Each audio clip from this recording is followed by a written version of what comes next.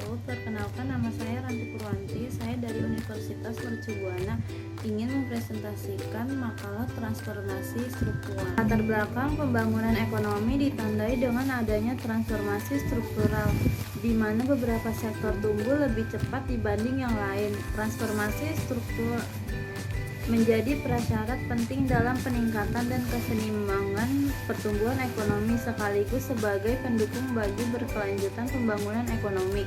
Pada banyak negara berkembang, laju transformasi struktur tenaga kerja relatif lebih lambat dibandingkan dengan laju transformasi struktur output. Pola penumbuhan ekonomi dan proses transformasi ekonomi penting untuk mengakselerasi pertumbuhan ekonomi sekaligus mempercepat penurunan kemiskinan dan memperbaiki distribusi pendapatan. Rumusan masalah: apa yang dimaksud dengan transformasi struktural? Apa yang dimaksud dengan akumulasi dan bagaimana proses akumulasi? Apa yang dimaksud dengan alokasi dan bagaimana proses alokasi? Apa yang dimaksud dengan demokrasi dan bagaimana proses demografi? Bagaimana struktur tenaga kerja Indonesia? Apa yang dimaksud dengan distribusi pendapatan dan bagaimana proses distribusi pendapatan? Bagaimana peran teknologi dan dampaknya terhadap pengangguran? Kebijakan pemerintah untuk mengurangi pengangguran. Transformasi struktural: secara umum, transformasi struktural memiliki arti sebagai proses perubahan struktur perekonomian dari sektor pertanian ke sektor industri, tahu jasa dengan relasi positif antara pertumbuhan output dan produktivitas yang dinamis sebagai motor penggerak utama pertumbuhan ekonomi, di mana masing-masing sektor akan mengalami proses transformasi yang berbeda-beda. Akumulasi: proses akumulasi diartikan sebagai proses pembentukan modal atau investasi pendapatan pemerintah dan kegiatan penyediaan pendidikan kepada masyarakat. Alokasi: proses kedua yang menyertai pertumbuhan ekonomi adalah proses alokasi, di mana dipahami sebagai proses perubahan atau lebih tepatnya pergeseran sektor tragis penyumbangan nilai tambah terbesar dalam CGP. Demografi secara formal mempelajari teknik-teknik untuk menghitung data kependudukan sehingga diperoleh gambaran keadaan penduduk di masa lampau, sekarang ataupun di masa yang akan datang. Proses demografi dapat ditandai dengan alokasi tenaga kerja pada berbagai sektor urbanisasi, tingkat kelahiran dan kematian.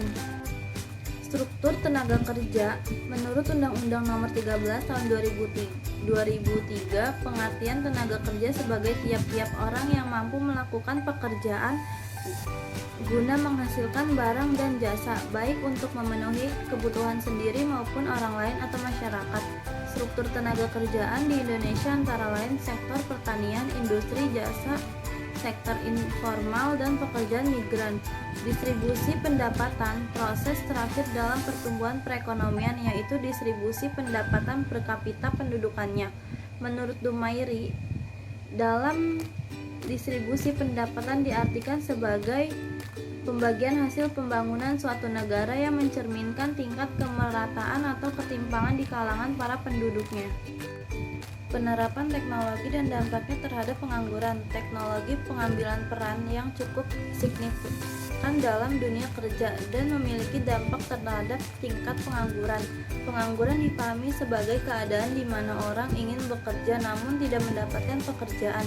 Teknologi sendiri maupun memberikan berbagai manfaat dan kemajuan dalam efisiensi, produktivitas, dan inovasi, tetap di sisi lain penggunaan teknologi juga dapat menggantikan pekerja manusia dan mengakibatkan pengangguran struktural. Kebijakan pemerintah dalam mengurangi pengangguran. Pengangguran menjadi salah satu indikator dari pasar tenaga kerja yang ada. Secara umum, upaya pemerintah dalam mengatasi pengangguran yang ada di negeri ini cukup berhasil, khususnya dalam mengambil kebijakan untuk menyediakan lapangan kerja meskipun tidak semua mampu teresap. Pemerintah juga meluncurkan kartu prakerja untuk masyarakat yang belum memiliki pekerjaan sehingga dapat meningkatkan keterampilan yang mereka punya, serta berbagai kebijakan peningkatan pelayanan yang dapat memberdayakan tenaga kerja. Kesimpulan, transformasi struktural pada dasarnya terselenggara melalui 4 proses antara lain. 1. Proses akumulasi, pemanfaatan sumber daya untuk meningkatkan kapasitas produksi. 2. Proses alokasi, penggunaan sumber daya untuk kegiatan produksi maupun konsumsi.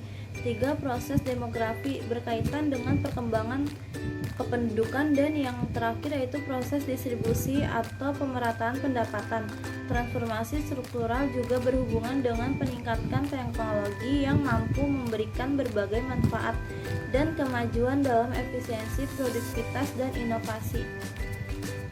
Terima kasih. Apabila ada kata yang salah atau yang kurang lancar berbicara, mohon maaf.